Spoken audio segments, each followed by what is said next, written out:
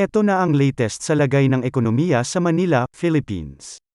Lalong tumitibay ang mga inaasahan muling pagtataas ng policy interest rate ng Monetary Board kapag nagpulong ito sa ika-23 ng Hunyo dahil bumilis ang inflation rate noong Mayo sa 42-month high na 5.4%. Dinala nito ang 5 buwang average sa 4.1%, na lumampas sa itaas na dulo ng 2 hanggang 4% na target ng gobyerno. At dahil ang inflation ay inaasahang lalong uminit sa halip na lumamig sa nalalabing bahagi ng taong ito, inaasahan ng mga analyst ang hanggang 50 basis point, BP, na pagtaas. Matapos mapanatili ang overnight borrowing rate ng Bangko Sentral ng Pilipinas, BSP, sa record low na 2% mula noong Nobyembre taong 2020, lumipat ang Monetary Board sa tightening cycle na may pagtaas ng 25 bps sa kanilang nakaraang pagpupulong noong Mayo. Going forward, with inflation pressure to continue in the next couple of months, we expect the BSP to continue its tightening cycle with consecutive 25 BP hikes at each meeting thereafter through the first quarter of 2023, for a cumulative hike of another 125 bps this year, and 50 bps of hikes next year, sabi ng investment banking giant na Goldman Sachs sa isang komentaryo. Nangangahulugan ito na kapag nagpulong ang Monetary Board noong Marso taong 2023, dinobol sana nila ang rate ng patakaran sa 4%.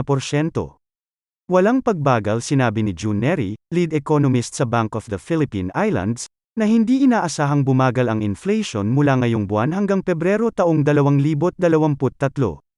Sinabi ni Neri na maaaring patuloy na tumaas ang inflation kung isasaalang-alang na ang mga pandaigdigang presyo ng petrolyo, pataba, at mga cereal tulad ng mais ay tumataas. Sinabi niya na ang tumataas na inflation ay start to only really kick in the second half of 2022, as inventories of importers are already drawn down.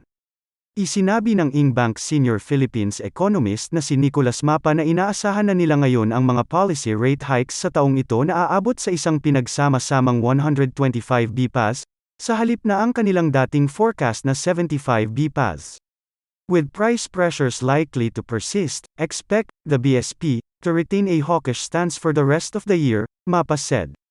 He added that while they have penciled in a 25 bps hike this June, a 50 bps hike was also likely.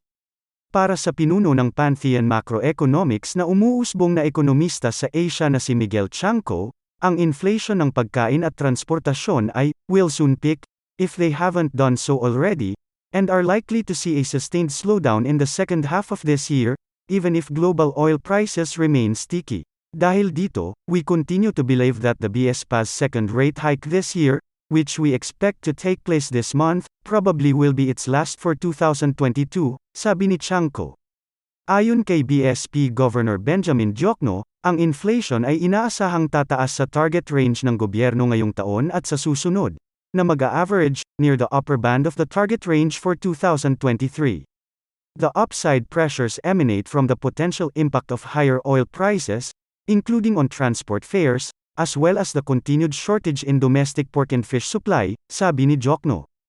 Para kay Socio-Economic Planning Secretary Carl Kendrick Chua, ang kamakailang utos ni Pangulong Duterte na pagpapalawig ng mas mababang taripe sa baboy at bigas habang binabawasan ang mga tungkulin na isinampa sa mais at karbon upang bigyang daan ang mas maraming pag-import ay magpapalaki ng supply ng pagkain at enerhiya sa layuning mapagan ang presyon ng inflation. Ang year-on-year rate ng pagtaas ng mga presyo ng mga pangunahing bilihin noong nakaraang buwan ay ang pinakamataas mula noong 6.1% na naipost noong Nobyembre taong 2018, nang ang bansa ay nakipagbuno sa mataas na presyo ng bigas, ayon sa pinakahuling datos ng Philippine Statistics Authority, PSA. Ang mga presyo ng pagkain at non-alcoholic na inumin ay tumaas ng 4.9% taon sa taon noong nakaraang Mayo, mas mabilis kaysa sa 3.8 gitling PORSIYENTO na pagtaas noong Abril. Ang food inflation lamang ay bumilis sa 5.2% mula noong ika-4 ng Abril dahil sa mas mabilis na pagtaas ng presyo sa mga isda, karne, pati na rin ang mga gulay. Ang mga gastos sa transportasyon ay tumalon din ng 14.6% taon sa taon, na lumampas sa 13% na pag-akyat noong Abril. Sa partikular, ang mga presyo ng gasolina ay tumaas ng 47.2% taon sa taon, habang ang presyo ng diesel ay tumaas ng 86.2% noong nakaraang buwan. Sinabi ng national statistician na si Dennis Mapa na ang tumataas na inflation sa transportasyon, pangunahin ng dahil sa pagtaas ng presyo ng langis na dulot ng pagsalakay ng Russia sa Ukraine, ay unti-unting dumaloy sa basket ng pagkain, sa pamamagitan ng mga gastos sa paghahatid at logistic, nitong mga nakaraang buwan. Bagamat may sapat na supply ng pagkain, ang Mapa halimbawa ay nabanggit na ang mga pagkagambala sa supply chain, lalo na sa kaso ng harina, ay naging mas mahal ang tinapay. Corn inflation remained high at 24.4% due to limited global supply.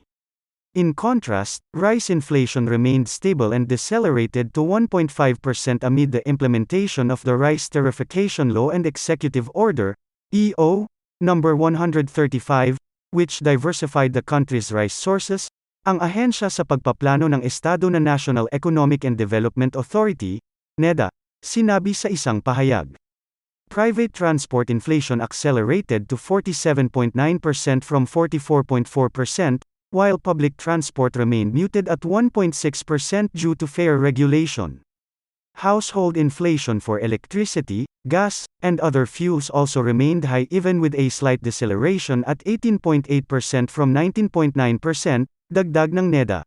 Bukod sa pagkain at langis, itinuro din ng Mapa ang mas mabilis na pagtaas ng presyo ng mga inuming nakalalasing at tabako, gayon din ang mga kagamitan tulad ng mga gastos sa kuryente at LPG.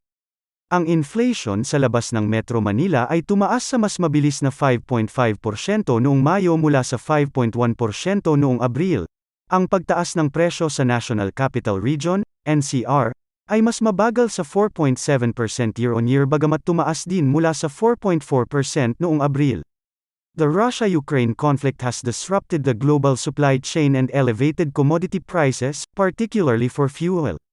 We have seen how a single crisis can set us back, so the Duterte administration has pursued both short and long-term interventions to increase the resilience of our domestic economy against external shocks, sabi ni NEDA Chief Chua. To help cushion the impact of higher fuel prices on the most vulnerable, the government has increased the total budget for targeted subsidies to 6.1 billion pesos.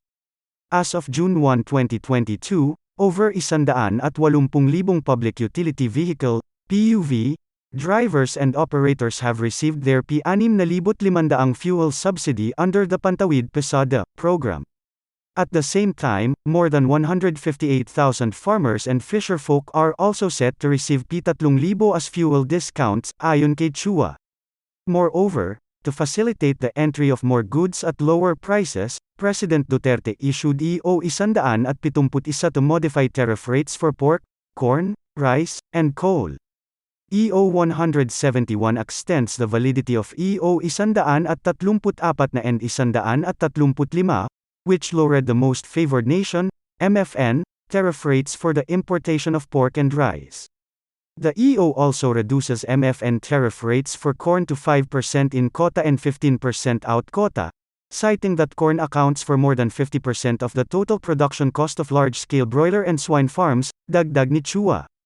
To help maintain or lower electricity prices, EO 171 also temporarily eliminates the 7% MFN import tariff rate on coal as it is an important raw material in the generation of electricity. These temporary measures are expected to increase our food supply and ease higher electricity costs in the short term, lahad ni Chua.